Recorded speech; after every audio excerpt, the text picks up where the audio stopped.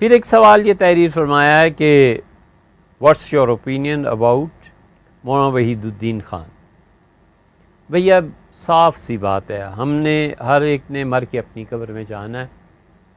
خدا مجھ سے پوچھے گا میں آپ حضرات کے سامنے کیا بیان کرتا رہا، اور آپ سے بھی پوچھے گا کہ آپ کس نتیجے پہ پہنچے.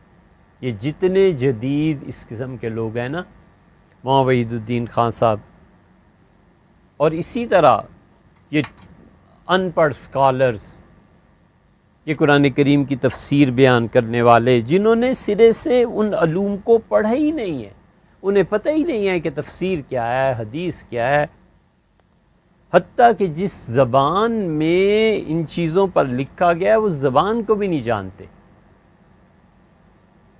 اور اپنے عقیدے میں، یہ سب سے بڑی بات، اپنے عقیدے میں وہ اہل سنہ کے خلاف ہیں. ہم ان سب کو گمراہ سمجھتے ہیں. بس سیدھی سی بات ہے، کوئی ہو اہل سنہ کے عقیدے سے ہٹے گا ضرور ہم کہیں گے گمراہ، چاہے وہ کتنے ہی نیک ہو، چاہے وہ کتنے ہی بڑا فلاسفر ہو.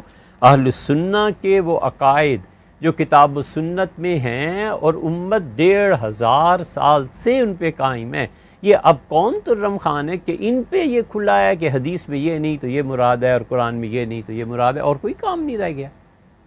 اب ہمیں یہ حق دیتے ہیں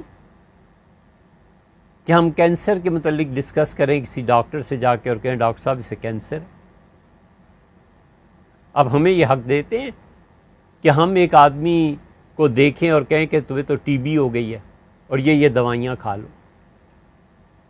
ہمیں بی پی آپریٹرس استعمال کرنا نہیں آتا.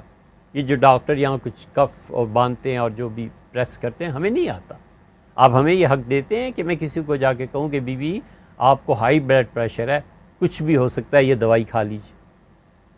وہ بی بی پوچھ سکتی ہے کہ میرے بچے تمہیں تو سرے سے وہ زبان ہی نہیں آتی جس میں یہ علم پڑھانا ہوتا ہے، تمہیں تو سرے سے بلڈ پریشر چیک کرنا ہی نہیں آتا، تم کون ہوتے ہو دوائی تجویز کرنے والے؟ پھر ہمیں بھی حق دیں، ہم بھی جا کے کہیں کہ سریا اتنا ڈالو اور سیمنٹ اتنا ڈالو اور ریت اتنی ڈالو اور بجری اتنی ڈالو اور ڈال دو چھت، اور آئندہ اگر بارشوں میں گر گئی تو پھر ناراض نہ ہونا، کیونکہ میں بے لگام ہوں، مجھے حق پہنچتا ہے کہ دنیا کے ہر علم میں دخل دوں اور ہر نسخہ تجویز کروں. یہ سب اسی وقت ہوتا ہے جب خدا کا خوف نہ کہ جب خوف ہونا کہ اللہ مجھ سے پوچھے گا. آدمی ہل نہیں سکتا، آدمی کہیں جا نہیں سکتا، یہ اندر کا ضمیر کچوکے لگاتا ہے، کوڑے مارتا ہے کہ مفتی صاحب اللہ کو کیا جواب دینا ہے.